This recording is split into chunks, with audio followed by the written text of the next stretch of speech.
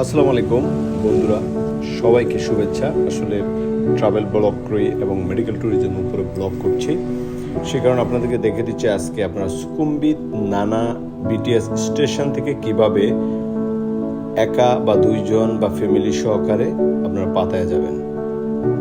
Pattaya যাওয়ার system হলো, নানা বিটিএস স্টেশনে আসবেন, বিটিএস স্টেশন থেকে সরাসরি দোতলায় চলে যাবেন এবং সেখানে গিয়ে আপনারা দেখবেন যে একটা ম্যাপ দেওয়া আছে। ওই ম্যাপ অনুযায়ী আপনি নানা স্টেশনে আছেন, সেখান থেকে ঠিক দুটা স্টেশন পরেই আপনার ইকামাই স্টেশন। এই ইকামাই স্টেশনের জন্য আপনি টিকিট করবেন।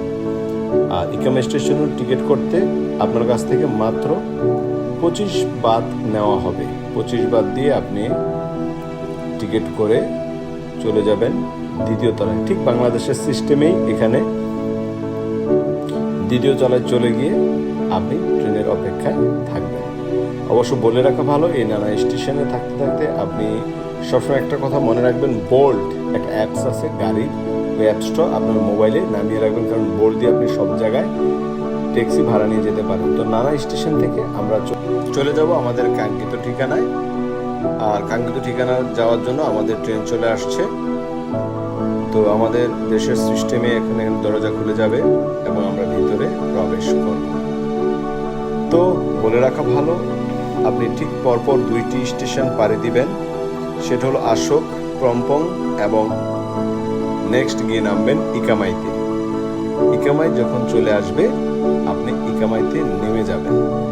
নেমে গিয়ে আপনি সবসময় মনে রাখবেন আপনার ট্রেনটা যেই দিক থেকে আসছে ওই সাইড দিয়ে আপনি আগবেন এবং বাম পাশ দিয়ে নামবেন। বাম পাশে দেখবেন 7-Eleven-এর একটা বিলবোর্ড দেখা যায়। ডান পাশ দিয়ে নামতে পারবেন না, বাম পাশ দিয়ে সিঁড়ি দিয়ে নেমে এই ইকামাই স্টেশন থেকে একটু সামনে আগাবেন, যেদিকে আমরা 7-Eleven-এর বোর্ডটা দেখলাম। তো এদিকে অল্প একটু আগালেই আপনারা ঠিক বায়ে টার্ন নেবেন।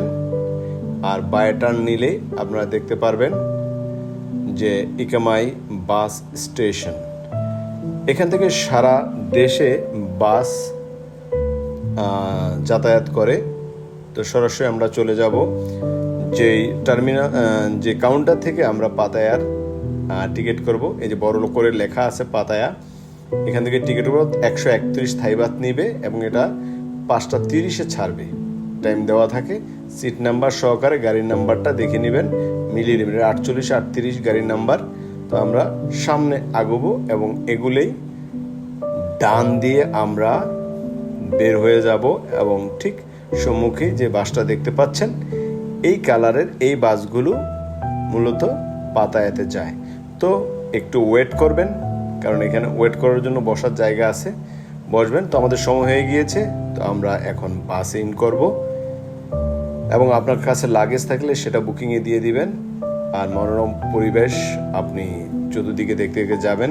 সেটা হলো, বাসে যদি যাতায়াত করেন তাহলে আপনি অনেক ভালো একটা সিন দেখতে পারবেন দুদিকেই। যাই হোক, আমরা চলে আসলাম আমাদের কাঙ্ক্ষিত ঠিকানায়। এটা হলো পাতায়া নর্থ বাস স্টেশন। এই নর্থ বাস স্টেশনে চলে আসলাম, আমাদের লাগেজগুলো দিয়ে দিচ্ছে।